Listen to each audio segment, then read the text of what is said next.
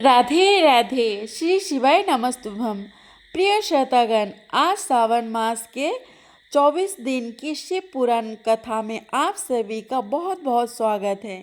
आइए सुनते हैं सनत कुमार जी के द्वारा महाकाल तीर्थ की श्रेष्ठता निरूपण।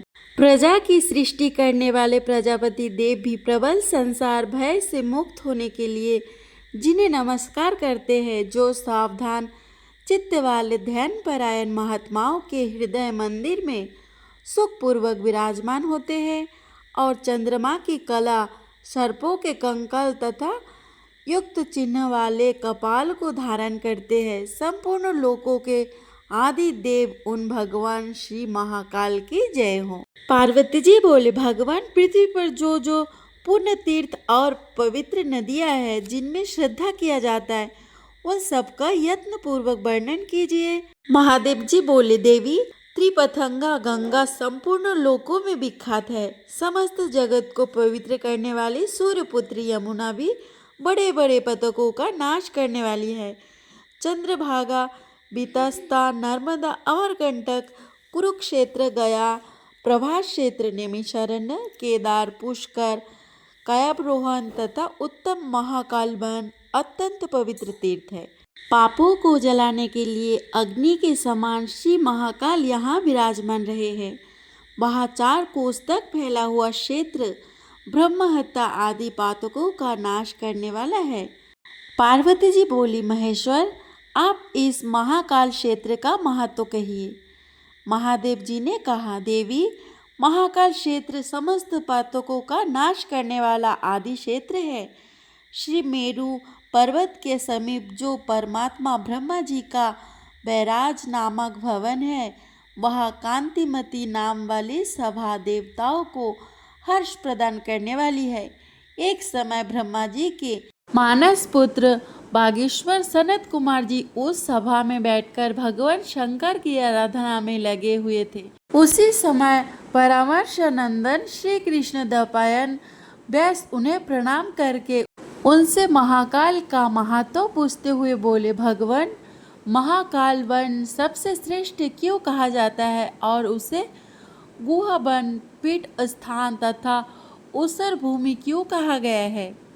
सनत कुमार जी बोले, यहाँ सब पतक क्षीण हो जाता है, इसलिए इसे क्षेत्र कहा जाता है।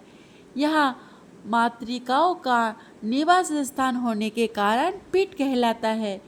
इस भूमि में मरे हुए जीव फिर जन्म नहीं लेते, इसलिए इसे उसर नाम दिया गया है। अतः यह परमात्मा शंकर का गुहा प्रिय एवं नित्य क्षेत्र है और इसलिए संपूर्ण भूतों को बहुत प्रिय है। भगवान शिव के इस अतिशय क्षेत्र का शमशान महाकाल वन और विमुक्ति क्षेत्र भी कहते हैं। एकाम्रक, भद्रकाल, कारवीर वन, कोलागिरी, काशी, प्रयाग, अमरेश्वर, भारत, केदार, दिव्य रुद्र, महालय, ये सब तीर्थ दिव्य शमशान है जो शिव जी को सदा ही अत्यंत प्रिय है। इन सिद्धि क्षेत्रों में सर्वदा भगवान शिव क्रिया करते हैं। पृथ्वी पर नैमिषारण्य और पुष्कर तीर्थ उत्तम है। कुरुक्षेत्र तीनों लोकों में उत्तम कहा जाता है। कुरुक्षेत्र से दुगनी पुण्यमय काशीपुरी मानी गई है और काशी से भी 10 गुना महाकाल वन है। सनत कुमार जी कहते हैं, व्यास प्राचीन काल की बात है, ब्रह्मा जी ने उत्तम कोशों और सुविधाओं द्वारा अग्नि स्रोत किया, अतः उस पुण्य स्थान का नाम कुशस्थली हुआ। भगवान विष्णु ने नर नारायण ऋषि के रूप से बद्रिका आश्रम में रहकर संपूर्ण जीवों के लिए बड़ी भारी तपस्या की, अतः उस पुण्य क्षेत्र को नर नारायण आश्रम कहते हैं। देवेश्वर भगवान शिव हाथ में कपल लेकर इस संपूर्ण पृथ्वी पर विचरण कर रहे थे। घूमते घूमते वे कुश स्थली में जा पहुँचे और वहाँ के उत्तम वन में उन्होंने प्रवेश किया। वह वन अनेक प्रकार के वृक्ष और लताओं से हरा भरा और भांति भांति के पुष्पों से सुशोभित था। नाना भांति के पक्षी उसमें सब ओर कलरव करते थे तथा बहुत से मृग वहाँ सब ओर फैले हुए थे। वह वन नंदन कनन के समान मनोहर था। भगवान शिव ने उसकी ओर सौम्य दृष्टि से देखा। भगवान रुद्र को वहां पधारे हुए देख सब वृक्षों ने बड़ी भक्ति के साथ अपनी पुष्प संपदा उन्हें समर्पित करके उनके चरणों में फूलों की वर्षा की। वृक्षों का वह पुष्प प्रहार ग्रहण करके महेश्वर ने उनसे कहा, तुम्हारा कल्याण हो, तुम सब मुझसे वर मांगो। भगवान शिव के ऐसा कहने पर सब वृक्ष हाथ जोड़ उन्हें नमस्कार करके बोले, देवेश्वर शरणागत वत्सल्य, आप यही इस वन में सदा निवास करें। महादेव जी बोले, बहुत अच्छा, इस उत्तम वन में मेरा सदा मन से निवास होगा। तुम्हें मैं दूसरा वरदान यहाँ देता हूँ कि अग्नि, वायु, जल, सूर्य किरणों का तप, बिजली, वज्रपात और सर्दी, इनमें से कुछ भी तुम्हारे लिए रोग नहीं उत्पन्न कर सकेगा। इस प्रकार भगवान शिव ने वहाँ के वृक्षों को अनुग्रहित किया और 1 वर्ष तक वहीं रहकर कपाल को पृथ्वी पर फेंक दिया। यह जानकर भगवान ब्रह्मा जी देवता और दैत्यों के साथ उस वनस्थल को गए जहाँ भगवान वृषध्वज शिव विराजमान थे। उस वन की अंतिम सीमा तक महादेव जी को ढूंढते हुए देवताओं ने कहीं भी उनको नहीं देखा। तब ब्रह्मा जी देवताओं से बोले, भगवान शिव के दर्शन के लिए सदा 3 उपाय है, श्रद्धापूर्वक ज्ञान, तपस्या और योग। इन्हीं तीनों से उनकी प्राप्ति बताई जाती है। योगी महादेव जी कला सहित और कला रहित दोनों स्वरूपों का दर्शन करते हैं। तपस्वी केवल कला युक्त स्वरूप और ज्ञानी केवल निष्कल रूप का दर्शन पाते हैं। ज्ञान प्रकट होने पर भी जिनकी श्रद्धा मंद है वह भगवान का दर्शन नहीं पाता। पराशक्ति से युक्त योगी पुरुष उन परमात्मा का साक्षात्कार करते हैं। अतः मन, वाणी और क्रिया द्वारा भगवान महेश्वर की आराधना में निरंतर संलग्न हो। तुम सब लोग तपस्या करो। देवता बोले, ब्रह्मन, आप हम सब लोग को ऐसी दीक्षा दीजिए जो भगवान शिव को संतुष्ट करने वाली हो। ब्रह्मा जी ने कहा, देवताओं, तुम शिव यज्ञ के लिए यहाँ पर्याप्त सामग्री ले आओ और इस स्थान पर यज्ञ की वेदी बनाओ। उसी पर अष्टमूर्ति शिव का पूजन किया जाएगा। ब्रह्मा जी का यह वचन सुनकर देवताओं ने सब कुछ उनके कथा अनुसार किया। उन्होंने विनय युक्त वेश में आकर ब्रह्मा जी के चरणों में प्रणाम किया और वे निष्पाप देवता उनका अनुसरण, उनकी आज्ञा का पालन करने लगे। भगवान शिव का प्रसाद प्राप्त करने के लिए ब्रह्मा जी ने विधि पूर्वक चंद्रशेखर शिव का योजन किया। फिर अनुग्रह पूर्वक संपूर्ण देवताओं को व्रतों में श्रेष्ठ दिव्य पशुपात व्रत का उपदेश किया। विरोध भाव को भुला देने वाले भगवान ब्रह्मा ने स्वयं ही देवताओं को वह दीक्षा दी। महापशुपत व्रत का वर्णन शिव शाखाओं में जैसा किया गया है, शास्त्रों में उसकी जैसी विधि बताई गई है और जैसे आचार व्यवहारिक की शिक्षा दी गई है, उसके सहित वह सब व्रत देवताओं को बताया। वह व्रत पापों और दुखों का नाश करने वाला, पुष्टि और बालकों को पढ़ाने वाला, सिद्धिदायक, सुखयश भरने वाला, मन को प्रिय लगने वाला तथा कलियुग के समस्त पापों से छुटकारा दिलाने वाला। इस व्रत को धारण करने वाले मनुष्यों को भस्म स्नान करते हुए एकाग्रचित, जितेंद्रिय, शांत और दंत भाव से रहना चाहिए तथा कमुंडल धारण करना, रुद्राक्ष पहनना तथा अशुभ दर्शन, असत आलाप और अशक्ति आदि से रहित होकर रहना चाहिए। ब्रह्मा जी की आज्ञा से सब देवताओं ने इसी प्रकार व्रत धारण करके उस वन में उमापति महादेव जी की आराधना की। वे सभी पराशक्ति से युक्त उत्तम विधि का पालन करते हुए दीर्घ काल तक भगवान का ध्यान करते रहे। रुद्र के ध्यान की अग्नि से उनके समस्त पाप दग्ध हो गए और वे अपूर्व शोभा एवं दीप्ति से संपूर्ण हो गए। तब भगवान शंकर ने देवता के पास जाकर उन्हें प्रत्यक्ष दर्शन दिया। भगवान सदाशिव प्रत्यक्ष देखकर देवताओं ने सृष्टि, पालन एवं संहार करने वाले उन महेश्वर का इस प्रकार आस्वादन किया। देवता बोले, गणों तथा नंदी सहित शांत स्वरूप भगवान शिव को नमस्कार है, जो धर्म स्वरूप वृक्ष की पीठ पर आरूढ़ होने वाले सौम्य रूप तथा शक्ति एवं शूल धारण करने वाले हैं। उन्हें नमस्कार है।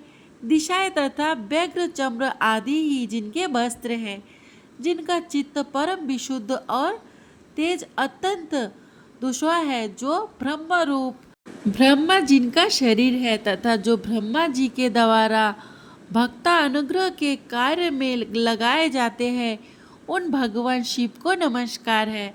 अंधकासुर का नाश करने वाले रुद्र को नमस्कार है।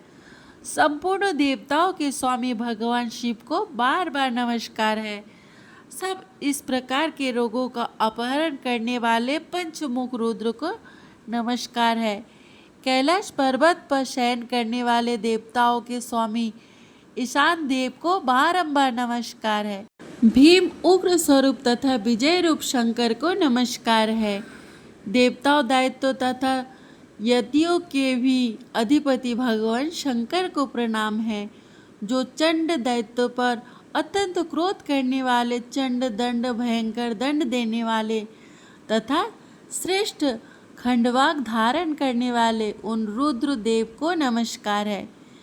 विरूपक्ष भयंकर नेत्र वाले, शुभाख्य कल्याणकारी नाम वाले तथा विश्व रूप को बारंबार नमस्कार है। शांत एवं ज्ञान स्वरूप त्रिनेत्रधारी शिव को बारंबार नमस्कार है। वेदाभीष्व रूप विष्णु तथा विश्व संहारी रुद्र को नमस्कार है। भक्त पर अत्यंत कृपा बरसाने वाले तथा रुद्र ज्ञान परायण शिव को नमस्कार है। कुरूप स्वरूप तथा सैकड़ों रूप धारण करने वाले भगवान शंकर को नमस्कार है। पंचमुख शुभ मुख तथा चंद्रमुख धारण करने वाले शिव को नमस्कार है। वर देने वाले, वरण करने योग्य तथा उत्तम कर्म करने वाले शिव को नमस्कार है। त्रिपुरासुर का नाश करने वाले त्रिलोचन महेश्वर, हम मन वाणी शरीर और भावों से आपकी शरण में आए हैं, आप हमारी रक्षा कीजिए। सनत कुमार कहते हैं, ब्रह्मा आदि देवताओं के इस प्रकार अस्वादन किए जाने पर महादेव जी ने कहा, महाभागगण, तुम सबने मेरे दर्शन की इच्छा से बहुत ही श्रद्धापूर्वक मेरा आराधना किया है, अतः मैं तुम्हें उत्तम वरदान दूंगा। देवताओं, तुम्हारे हित के लिए उज्जैनियोपुरी में आकर मैंने कपाल को फेंक दिया, अब तुम और क्या चाहते हो? देवताओं ने पूछा, देव, आपने यह कपाल फेंककर हमारा कौन सा हित किया है? आपका यह कार्य निरर्थक नहीं हो सकता, अतः इस विषय में जो यथार्थ कारण हो उसे बताइए। महादेव जी ने कहा, तुम लोगों के हित के लिए मैंने तुम्हारे ऊपर आने वाले एक महान भय को टाला है। नामक दैत्य, जो बहुत ही बलवान, योग माया का जानने वाला तथा असुरों का स्वामी था, बल के घमंड में आकर रसातल लोक को अपने वश में करके ही रहता था। उस दैत्य के बलवान सेवक तुम सब लोगों को तपस्वियों में स्थित जानकर यह सब मारने के लिए आए थे। उन्होंने माया से अपने शरीर को छिपा रखा था। यह सब कपाल के गिरने से जो अत्यंत भयानक शब्द हुआ है, उससे और पृथ्वी कांपने से उन सब दैत्यों के प्राण निकल गए हैं। उन दैत्यों ने संपूर्ण लोकों की सत्ता का विनाश करने के लिए उद्योग किया था। वे राज्य और ऐश्वर्य के दर्पण से जन्मत हो उठे थे, इसलिए मैंने उनका वध किया है। देवता बोले, प्रभु, आप देवताओं के ऊपर बड़ी भारी कृपा करने वाले हैं। महादेव जी बोले, देवताओं, तुम्हारे इस तप से तथा दुष्वार कष्टों से तुम्हारा तेज सब ओर से बढ़े और अधिक उत्कृष्ट प्राप्त हो। देव आदि देव महादेव जी के ऐसा कहने पर ब्रह्मा आदि देवता पृथ्वी पर घुटने टेककर ऊपरी ओर मुंह करके बोले, देवेश्वर, आप हमारे प्राणदाता है, कारण है, देव है, तपस्वियों से ही आपका दर्शन होता है। आपके ध्यान में लगे हुए हम भक्तों की रक्षा कीजिए। महादेव जी बोले, देवताओं, मैंने यत्न पूर्वक तुम्हें प्रत्यक्ष दर्शन दिया है। अब तुम वर मांगो, मैं तुम्हें बहुत से वर दूंगा। भगवान शिव के ऐसा कहने पर ब्रह्मा जी कहा, भगवान, हमें उत्तम ऐश्वर्य और उन राक्षसों को अक्षय धाम दीजिए। भगवान शिव बोले, देवताओं, इस लोक में जो मेरे भक्त हैं अथवा जो मेरे हाथ से मर गए हैं, वे दुर्गति को प्राप्त नहीं होते, उन्हें परम उत्तम गति की प्राप्ति होती है। वे देवद्रोही असुर जटाजुटधारी एवं शूलपाणी होकर मेरे वाम परमार्श में विराजमान होते हैं। इन दैत्यों के निग्रह और आप लोगों के बोधक के लिए मैंने इस भूतल पर कपाल को फेंका है।